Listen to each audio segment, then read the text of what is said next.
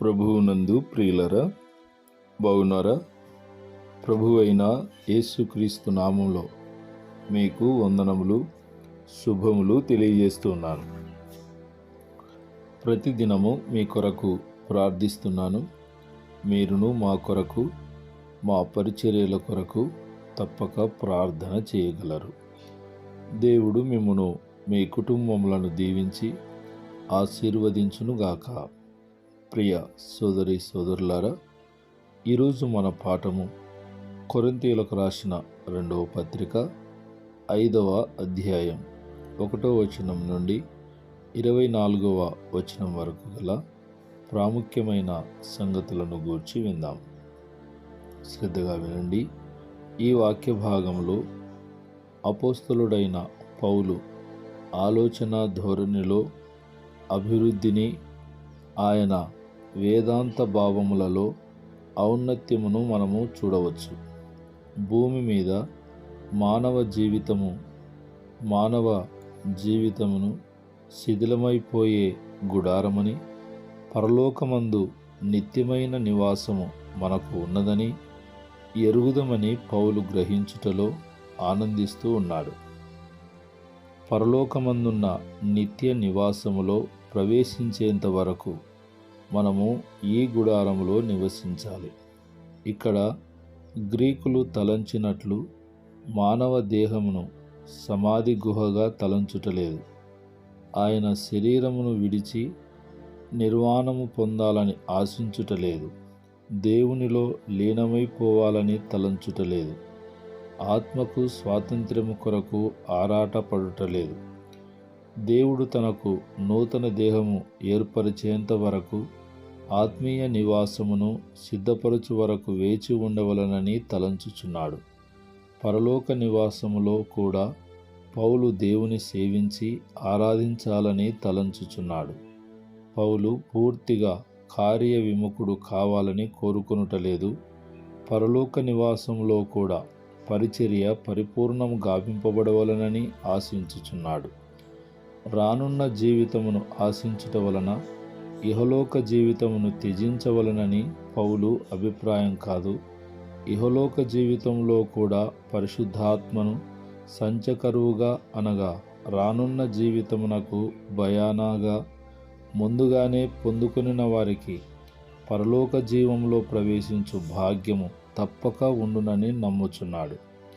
క్రైస్తవ విశ్వాసి నిత్యజీవ ఆనందాన్ని ఇహలోకములోనే రుచిచూచునని పౌలు విశ్వాసము.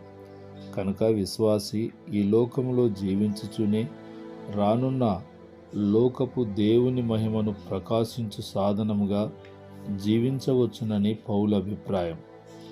మనము కేవలం దేవుని మహిమను పొందుట కొరకే కాదు, దేవుని తీర్పు కూడా ఎదుర్కొనవలసి ఉన్నదని సత్యాన్ని పౌలు ఈ అధ్యాయంలో తెలియజేశాడు.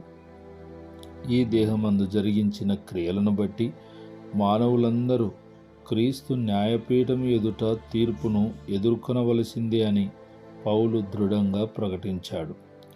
క్రీస్తు న్యాయపీఠం ఎదుట నిలవబడవలసి ఉన్నదని ఎరిగి పౌలు తన జీవితంను గడిపాడు. దీనిని బట్టి క్రీస్తు తీర్పులో భయంకరత్వాన్ని బోధించుటలేదు. మేము ప్రభు విషయమైన భయము నెరిగి మనుష్యులను ప్రేరేపించుచున్నాము అని పౌలు చెప్పుచున్నాడు. ఆయన ప్రస్తావించిన భయము కీడు సంభవిస్తుందని కాదు గాని దేవుని ఎడల కలిగి ఉండవలసిన గౌరవ భావమునకు సంబంధించినదై ఉండవలనని తలస్తూ ఉన్నాడు.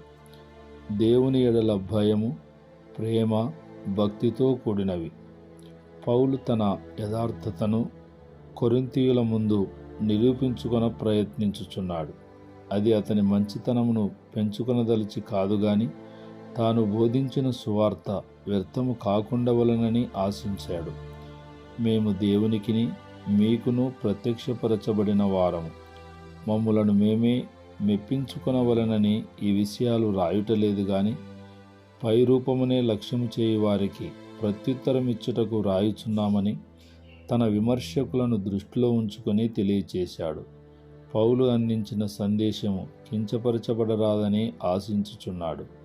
మేము వెరివారమైనది దేవుని నిమిత్తమే, స్వస్థబుద్ధి గలవారమైనది మీ నిమిత్తమే అని తెలుపుటలో పౌలు పరిచర్య ఉద్దేశము దేవుని సేవ చేయుట, మానవులకు సహాయపడుటయే. క్రీస్తు ప్రేమ మమ్మును బలవంతము చేయుచున్నది. విమర్శకులు తనను ఎలా నిందించినను తాను ప్రభువు ప్రేమను బట్టి ప్రజలకు పరిచర్య చేయబద్ధుడై ఉన్నానని తలస్తూ ఉన్నాడు.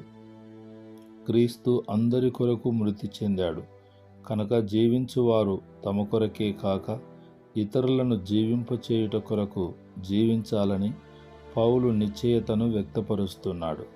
అందువలన శరీర రీతిగా ఇహలోక సంబంధమైన విలువలతో ఇతరుల ఎడల ప్రవర్తింపక, పరలోక సంబంధమైన విలువలతో ప్రేమతో వ్యవహరించవలసి ఉన్నదని విశదపరచుచున్నాడు. ఎవడైనను క్రీస్తునందున్న ఎడల వాడు నూతన సృష్టిగా చేయబడును. అతనిలోని పాత పాపపు స్వభావము నశించును. క్రీస్తు స్వభావమును కలిగి నూతన పోలికను పొందును. క్రీస్తునందు నిలిచి ఉండువారు నూతన సృష్టిగా చేయబడుదురు. క్రీస్తుతో అంటుకట్టబడి నిలిచి ఉన్న విశ్వాసి నూతన ఫలములను ఫలించును. అతను కొత్త సృష్టిగా మార్చబడును. దేవుడు క్రీస్తు ద్వారా మనలను తనతో సమాధానపరుచుకుని ఉన్నాడు. దేవునితో మనకున్న వైరము కొట్టివేయబడింది. దేవునికి మనపై ఉన్న ఆగ్రహము అంతరించిపోయింది. అది క్రీస్తు శిలువ మరణము ద్వారా సాధ్యమైంది. తన మరణము ద్వారా క్రీస్తు మానవునికి దేవునికి మధ్య సమాధాన సంబంధమును నెలకొల్పాడు. అట్టి సమాధానపరచు పరిచర్యను కొనసాగించుటకు మమ్ములను ఏర్పరచుకున్నాడని పౌలు వివరిస్తున్నాడు. మానవుల అపరాధములు క్రీస్తు మరణమందు కొట్టివేయబడినవని ప్రకటించుటకు మేము ఏర్పరచబడి ఉన్నామని తెలియజేస్తూ ఉన్నాడు. మేము క్రీస్తుకు రాయబారులమై ఉన్నామని పౌలు తెలియచేశాడు. అనగా సంఘమునకు పరిచారకులుగా ఉండు నిమిత్తమై క్రీస్తు మమ్ములను నియమించి పంపించాడని తలంచుచున్నారు. రాయబారి ప్రతినిధి మాత్రమే, రాజు అప్పగించిన కార్యములు నిర్వహించువాడు మాత్రమే. దేవుని సందేశమును ప్రజలకు ప్రకటించి ప్రజలను దేవుని రాజ్యములో పౌరులుగా చేయుటయే. పాత వైరము కొట్టివేయబడినదని చాటి రాజుతో సమాధాన సంబంధములు నెలకొల్పుకొనుటకు సహాయపడే రాయబారి. క్రైస్తవ రాయబారి ప్రజలకు దేవునికి మధ్య సమాధాన బంధముగా పనిచేయగలగాలి, మంచి సంబంధములను నెలకొల్పగలగాలని ఈ అధ్యాయములో అపోస్తలుడైన పౌలు గారు అద్భుతమైన సత్యాలను వివరించాడు. ప్రియ సోదరి సోదరులారా, మరికొన్ని సంగతులు రేపటి పాఠంలో మనము విందాం. ప్రార్థన. జీవము గల దేవా, పరిశుద్ధుడా, మీ ఘనమైన శ్రేష్టమైన ఉన్నతమైన నామమును బట్టి మీకు స్తోత్రములు చెల్లిస్తూ ఉన్నాను.